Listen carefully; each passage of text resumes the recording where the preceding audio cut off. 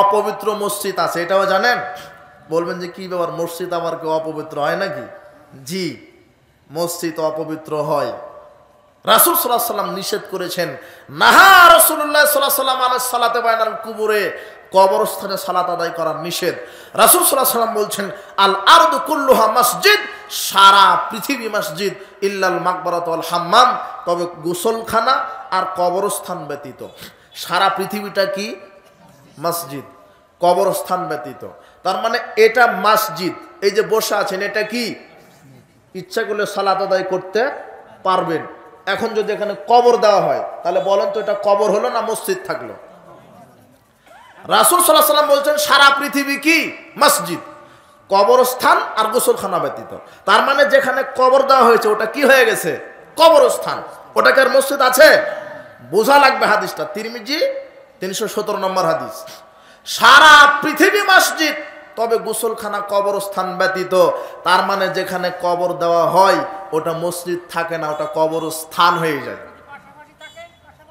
থামেন, মসজিদ কাকে বলে? আপনার দাদা মরে যাওয়ার সময় তা আপনাকে বলছে যে 10 শতক জমি বা 20 শতক জমি, এই যে এই জমিটা মসজিদের নামে ওয়াকফ করে দিলাম। কার নামে? তার মানে 10 শতক জমিটা কি মসজিদ। 10 শতক জমি কি? 10 শতক জমি মসজিদের নামে ওয়াকফ রেজিস্ট্রি হয়ে গেছে। 10 শতক জমিটা মসজিদ।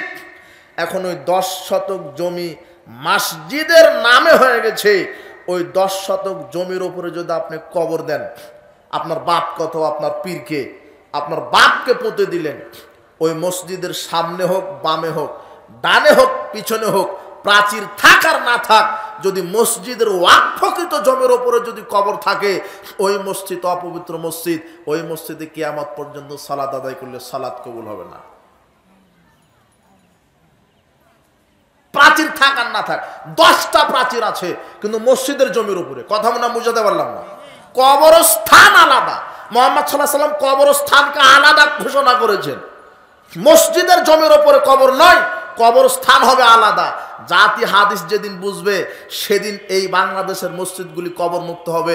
প্রায় বাংলাদেশের মসজিদগুলি কবরকে কেন্দ্র করে গড়ে উঠেছে। ভাবখানা এই যে আল্লাহকেও সেজদা করে, কবরেও মানত করে, কবরেও সেজদা করে। এই ভ্রান্ত আকীদা, এই আকীদাই নিয়ে এসেছে মসজিদের জমির উপরে কবর। জি না, যেই মসজিদের জমির উপরে কবর আছে এই মসজিদে সালাত হবে না, স্পষ্ট কথা। রাসূল সাল্লাল্লাহু আলাইহি ওয়াসাল্লাম বলেছেন আমি কবরস্থানে সালাত আদায় করতে নিষেধ করলাম। সহিহ ইবনে হিব্বান 2313 নম্বর হাদিস। তার মানে যেখানে কবর দেওয়া হয় সেটা মসজিদ থাকে না, কবরস্থান হয়। কবরস্থান এক জায়গাতে হবে, মসজিদ আর এক জায়গাতে হবে, এই জন্য সাবধান। বলছিলাম যে হালাল রিজিক, শরীর পাক, কাপড় পাক, জায়গা পাক, শহীদ আকীদা, আকীদা সহি হতে হবে। আকীদা কি হতে হবে? সহি। ভ্রান্ত আকীদা যে কত চালু আছে দেশের মানুষের অন্তরে, কত যে ভ্রান্ত আকীদা। বলছে যে পীরের মুরিদ হলে আর সালাত লাগে না, এটা আকীদা। পীরের মুরিদ হলে পীর সাহেব ক্ষমা করে জান্নাতে নিয়ে যেতে পারে, পীর সাহেব কবরে জীবিত থেকে কল্যাণ করতে পারে, এটা মানুষের আকীদা। পীরের মুরিদ হলে কবরে সওয়াল জবাব হয় না, এটা আকীদা। কবরে, মাজারে, খানকায় মানত করলে বিপদ মুক্তি হয়, অথচ বিপদ মুক্তি কে করতে পারে? আল্লাহ। এগুলো আকীদা। বলছে যে আল্লাহ সব জায়গাতে থাকে, এ মুশরিক, বড় মুশরিক, এর সালাত হবে না, এর আকীদাই খারাপ। বলছে যে নবী নূরের তৈরি, এটা বললেই সে মুশরিক হবে। বলছে যে নবী নাকি কবরে জীবিত আছে। জি না, রাসূল সাল্লাল্লাহু আলাইহি ওয়াসাল্লাম মারা গেছেন, এই কথাই ঠিক। তো হাদিস আছে যে সালাম দিলে উত্তর দেয়।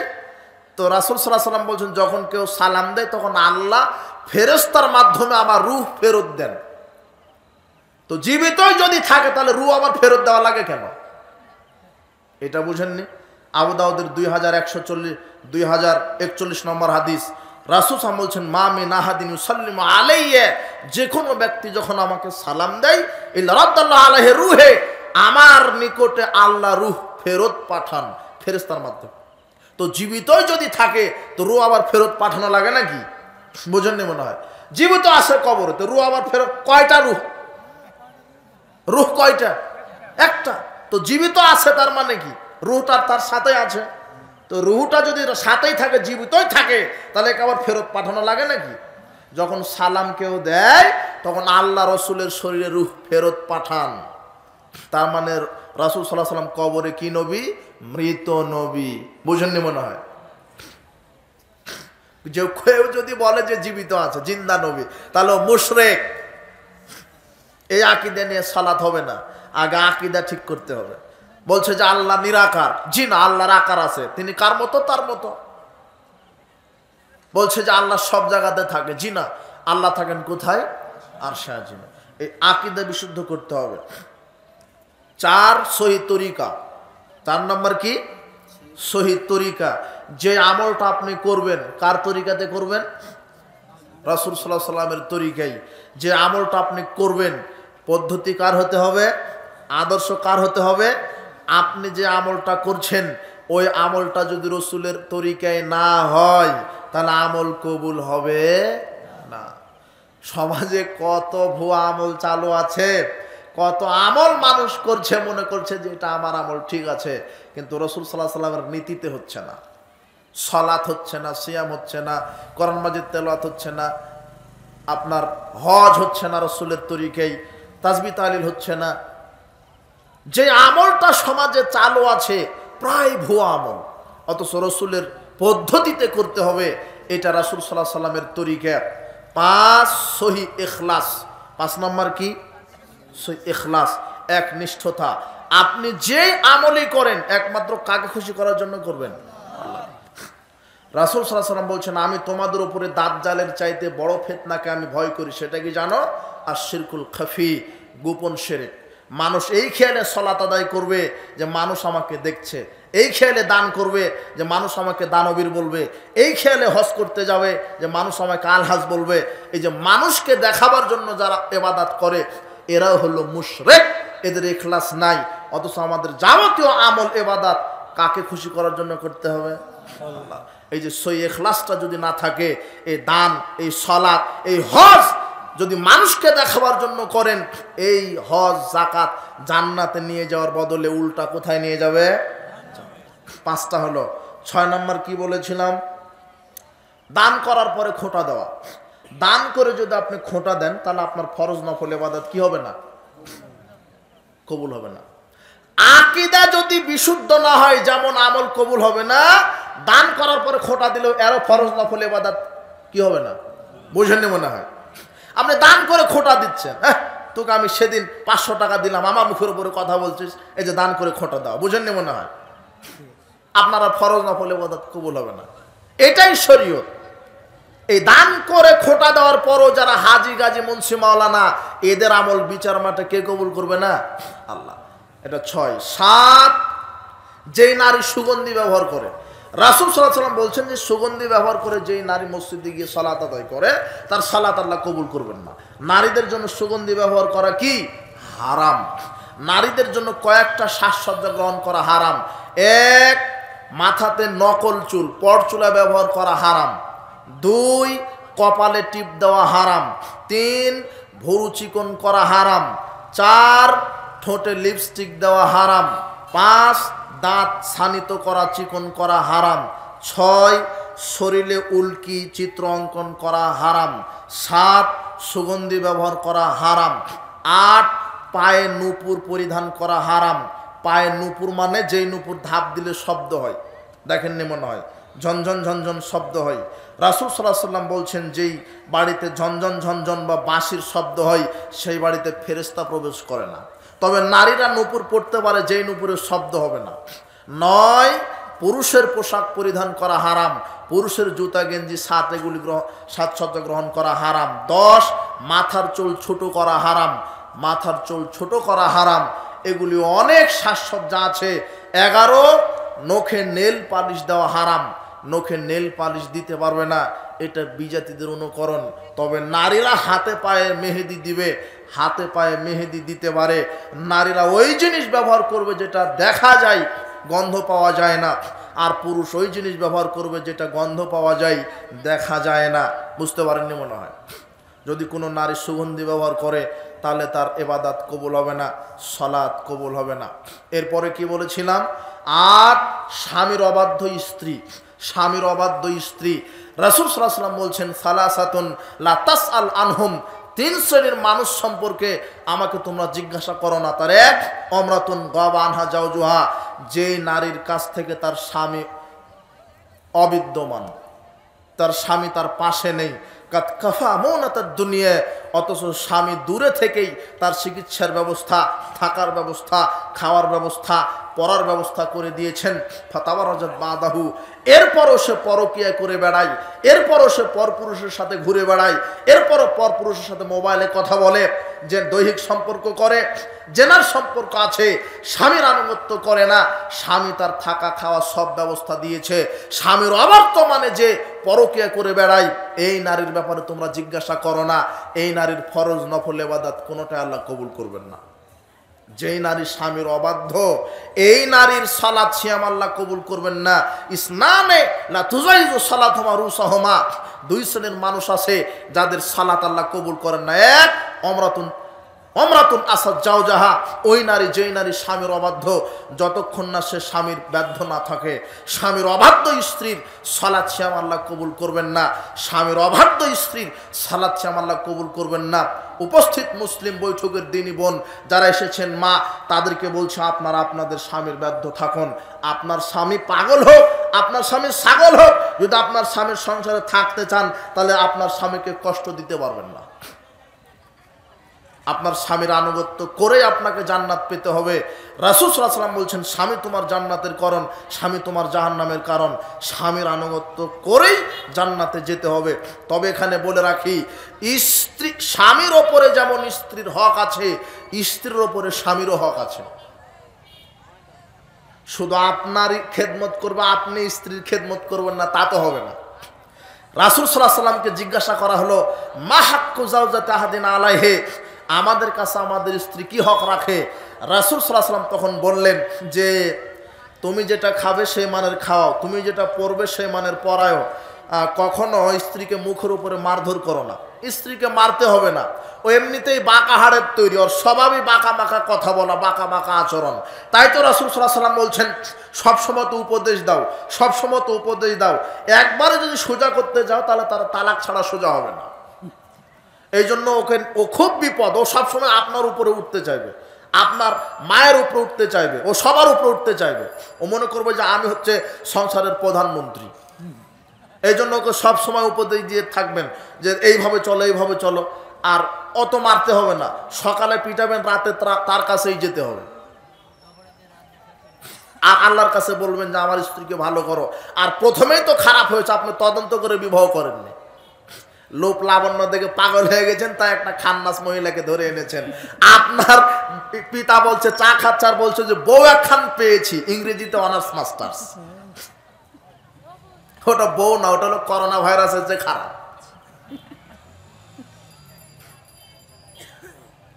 সাজসজ্জা গ্রহণ করে বেড়ায়, মেকআপ করে বেড়ায়, সালাত নেই, ওটা নাকি বউ।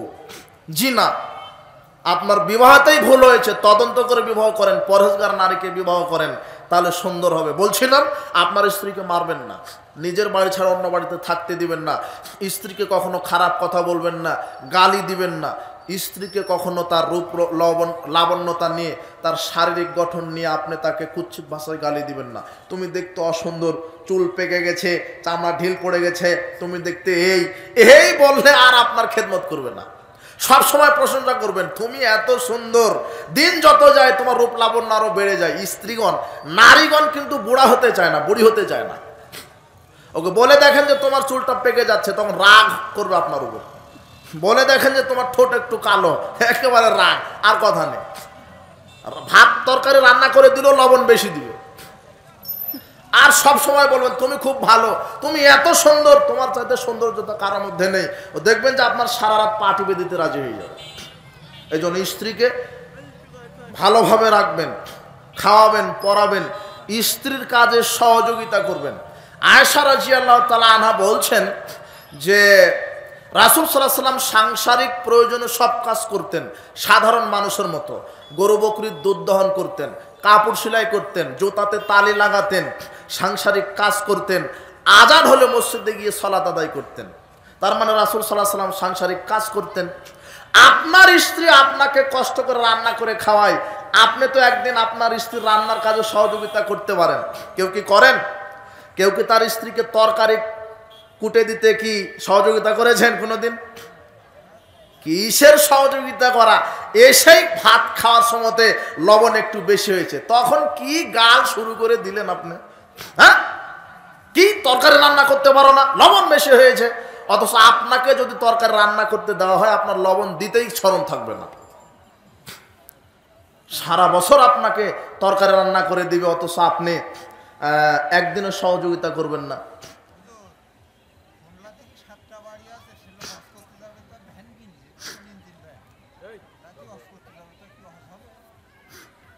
তো বলছিলাম যে যত স্ত্রী নারীরা আছেন স্বামীর ব্যর্থ থাকেন, তাহলে আপনাদের সালাত সিয়াম কবুল হবে, না হলে বিচার মাঠে ক্ষতিগ্রস্ত হবেন। আল্লাহ সুবহানাহু ওয়া তাআলা আমাদের আমল যেন বিচার মাঠে কবুল করেন, আল্লাহুম্মা আমিন। যাবতীয় হারাম কাজ থেকে বিরত থাকব। কয়েকটা মেসেজ, যে কোনো মূল্যে 5 ওয়াক্ত সালাত আদায় করবেন। যেই পরিবারে 5 ওয়াক্ত সালাত নেই ওই পরিবার আদর্শ নয়। যেই পরিবারে পর্দা নেই সেই পরিবার আদর্শ নয়। যেই পরিবারে কোরআন মাজিদ সকাল সন্ধ্যা তেলাওয়াত হয় না ওই পরিবার আদর্শ নয়। যেই পরিবার হারামের মধ্যে আছে সেই পরিবার আদর্শ নয়। যেই পরিবারে শিরক বিদআত চালু আছে ওই পরিবার আদর্শ নয়। আদর্শ পরিবার হতে হলে সালাত লাগবে, আদর্শ পরিবার হলে পর্দা লাগবে, আদর্শ পরিবার হতে হলে হালাল রিজিক ভক্ষণকারী পরিবার হতে হবে, আদর্শ পরিবার হতে হলে সকাল সন্ধ্যা বাড়িতে কোরআন মাজিদ তেলাওয়াত করতে হবে, আদর্শ পরিবার হতে হলে ছেলে মেয়েকে শিরক বিদআত মুক্ত থাকতে হবে। বলছিলাম 5 ওয়াক্ত সালাত আদায় করেন, শিরক বিদআত থেকে বেঁচে থাকেন, হালাল ভক্ষণ করেন, কাবিরা গুনাহ থেকে বিরত থাকেন, পর্দায় থাকেন, প্রতিবেশীর সাথে মানুষের সাথে ভালো আচরণ করেন, জান্নাত হবে ইনশাআল্লাহ। বলেন ইনশাআল্লাহ। হারাম খাবেন না। নোমান বিন বাশির রাদিয়াল্লাহু আনহু বলছেন যে আল্লাহর নবী আমি হারাম খাবো না, 5 ওয়াক্ত সালাত আদায় করব, জান্নাত হবে না? রাসূল সাল্লাল্লাহু আলাইহি ওয়াসাল্লাম বলছেন তুমি হারাম খাওয়া থেকে বিরত থাকো, আর 5 ওয়াক্ত যদি সালাত আদায় করো আল্লাহ তোমার জন্য জান্নাত রেডি করে রাখবেন। এইজন্য হারাম খাবেন না, তওবা করবেন। হারাম লা ইয়াদখুলুল জান্নাতা জাসাদুন গুযিয়া বিল হারাম, হারাম দেহ জান্নাতে প্রবেশ করে না। কাজী আর আজকের ইসলামী জালসা যারা যেভাবে সহযোগিতা করেছেন, যুবকরা মনে হয় করেছে, যুবকদের জন্য কি বলা হবে? 5 ওয়াক্ত সালাত জামাতে আদায় করো, এটা তোমাদের প্রধান। আর ভালো ভালো মানুষদের সাথে চলাফেরা করো, আল্লাহ ভীরু পরহেজগার ব্যক্তিদের সাথে থাকো, বন্ধু বান্ধব নির্বাচন করো। বান্ধব কেন চলে আসলো? বান্ধব নির্বাচন করাই হারাম। তুমি যেটাকে প্রেম ভালোবাসা বলছো সেটা ইসলাম জেনা বলেছে। বিবাহের পূর্বে একটা নারী, একটা ছেলে আর একটা মেয়ে যে কোনো যোগাযোগ ব্যবস্থা জেনার সমতুল্য, যে কোনো যোগাযোগ ব্যবস্থা।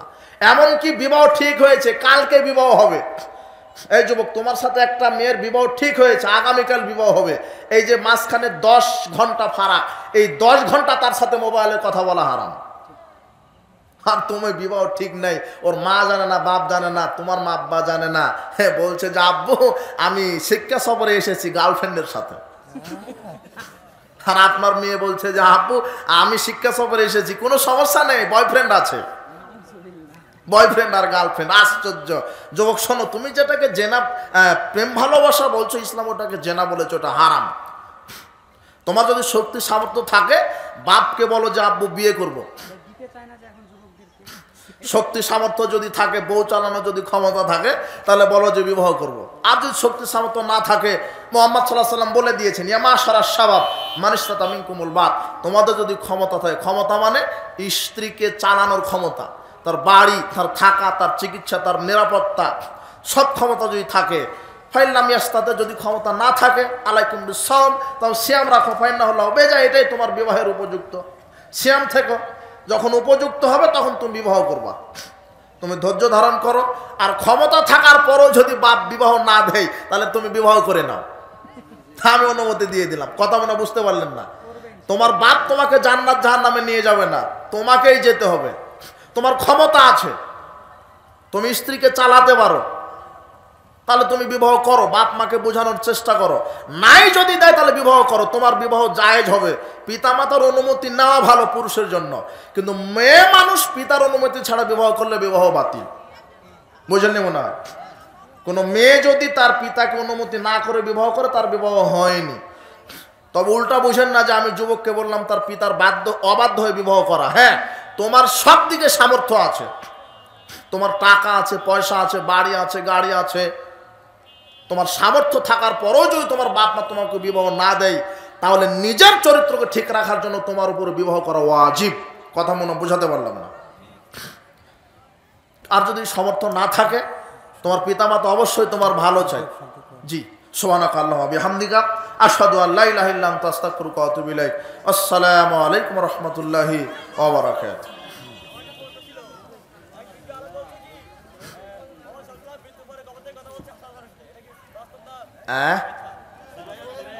মৃত্যুর পরে হাসান হোসেনের সঙ্গে কথা বলেছে। এখন আমার কথা নাই।